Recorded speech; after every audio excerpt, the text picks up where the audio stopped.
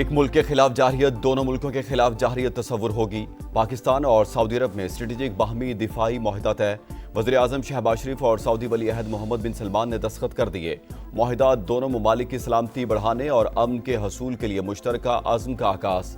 اعلامیے کے مطابق معاہدے کا مقصد دونوں ممالک کے درمیان دفاعی تعاون کا فروغ، کسی بھی جارحیت کے خلاف مشترکہ دفاع اور تحفظ کو مضبوط بنانا ہے۔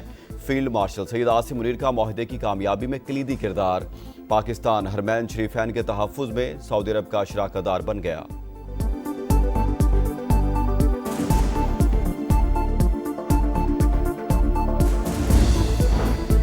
وزیر اعظم شہباز شریف کی سعودی ولی عہد محمد بن سلمان سے ملاقات۔ علاقائی اور عالمی حالات، دو طرفہ تعلقات اور اقتصادی تعاون کے فروغ پر تبادلہ خیال۔ فیلڈ مارشل عاصم منیر اور اہم کابینہ ارکان بھی ملاقات میں شریک۔ قصر یمامہ پہنچنے پر وزیر اعظم کا شاہانہ پروٹوکول کے ساتھ استقبال۔ گھڑ سواروں کے دستے نے شاہی دیوان تک پہنچایا۔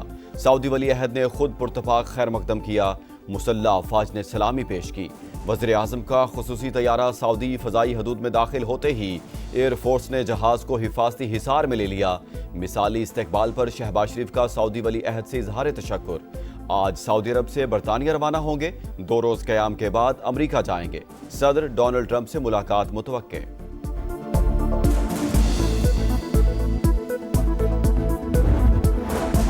برطانیہ کے شاہ چارلس سوئم کا امریکی صدر کے اعزاز میں عشائیہ۔ دونوں ملکوں کو قریبی رشتہ دار قرار دے دیا۔ خطاب میں کہا برطانیہ 2 عالمی جنگوں میں امریکہ کے ساتھ مل کر لڑا اور جبر کو شکست دی۔ آج ایک بار پھر جبر نے یورپ کو دھمکی دی ہے۔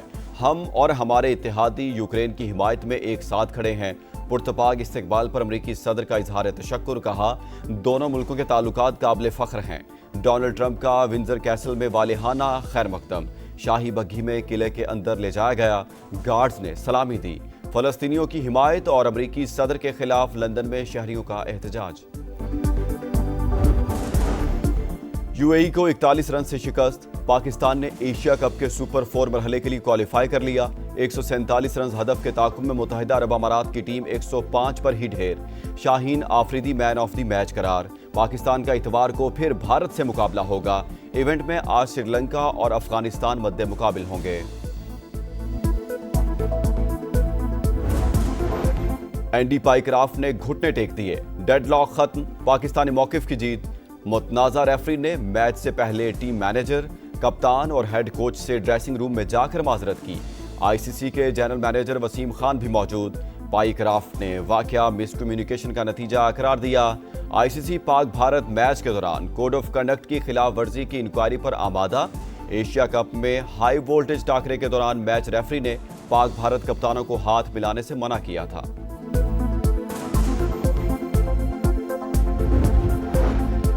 سیاست چھوڑیں، کھیل کو کھیل ہی رہنے دیں۔ اللہ نے پاکستان کو عزت سے نوازا۔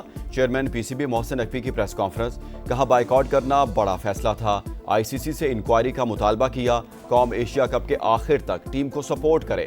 سابق chairman P C B Najam Sethi بولے کرکٹ کی جیت ہوئی، انڈیا نے سیاست اور ہم نے سپورٹس مین سپرٹ دکھائی۔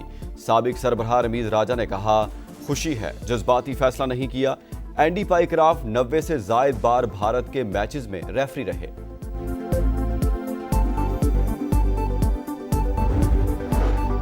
صدر مملکت آصف علی زرداری کی چین کے شہر رومچی احمد سنکیانگ کے گورنر نے استقبال کیا۔ پاکستان کے لیے چین کے سفیر بھی موجود تھے۔ چیئرمین پیپلز پارٹی بلاول بھٹو چینی میڈیا کو انٹرویو، بولے وزیر اعظم کے دورہ چین میں نیا ایکشن پلان طے پا گیا۔ سی پیک فیز 2 آگے بڑھے گا۔ جدید ٹیکنالوجی کا حصول ہماری ترجیح۔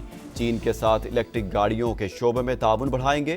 صنعت کاری، زراعت، آئی ٹی، گرین، سولر اور ونڈ انرجی بھی شامل ہوگی۔ دریائے سندھ میں سکھر بیراج پر اونچے درجے کا سیلاب، پانی کی آمد 5,71,000 کیوسک تک جا پہنچی۔ گڈو بیراج پر پانی کی سطح میں مسلسل کمی، مہراب پور میں ایک اور بند ٹوٹ گیا۔ گاؤں غلام نبی بروہی میں گھر ڈوب گئے۔ گھوٹکی میں سیلابی صورتحال، 100 سے زائد دیہات کا رابطہ منقطع۔ قاضی احمد کے کچے میں 40 سے زیادہ دیہات زیر آب، ٹھٹھا کے کئی دیہات میں بھی پانی داخل۔ نوشہر و فیروز میں بند ٹوٹنے سے 10 گاؤں متاثر۔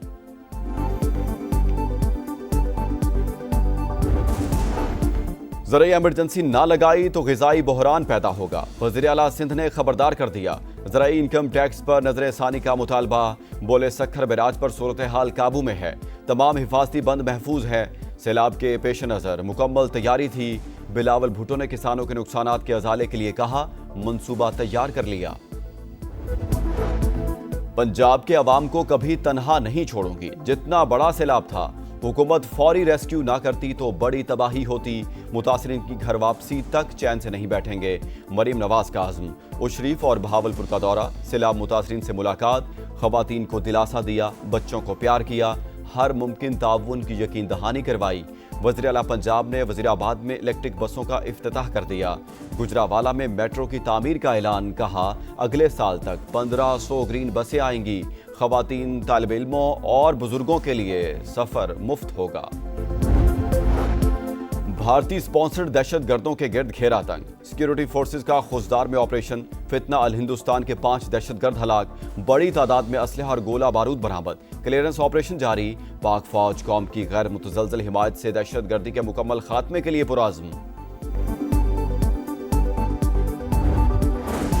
ہم بند گلی میں آ چکے، سیاسی تناؤ مزید بڑھ رہا ہے، سزا اور نااہلی کا اتوار بازار ختم ہونا چاہیے، چیئرمین پی ٹی آئی برسٹر گوہر کہتے ہیں، قانون کے دائرے میں رہ کر ہی راستہ نکالنا ہے، صوبے میں آپریشن کی مخالفت، 27 ستمبر کو پشاور میں جلسے کا اعلان۔ کراچی کے کریم آباد پل پر موٹر سائیکل سوار ملزمان کی لوٹ مار، سنار سے 1 کروڑ 20 لاکھ روپے لے اڑے، تحقیقات جاری۔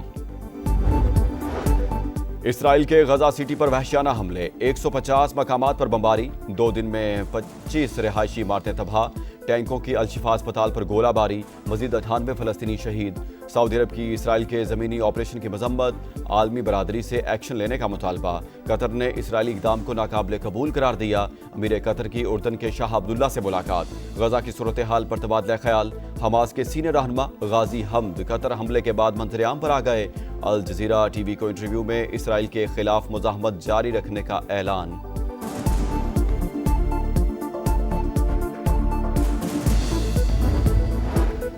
حریت رہنما پروفیسر عبدالغنی بھٹ مختصر علالت کے بعد انتقال کر گئے، مختلف رہنماؤں کی جانب سے اظہار افسوس، مرحوم کی خدمات کو خراج تحسین پیش۔ اور ارشد ندیم ایک اور میڈل جیتنے کے قریب، ورلڈ ایتھلیٹکس چیمپئن شپ کے فائنل میں پہنچ گئے، کوالیفائنگ راؤنڈ میں 85.28 میٹر لمبی تھرو کی، بھارت کے نیرج چوپڑا بھی فائنل میں، میڈلز کا مقابلہ آج ہوگا۔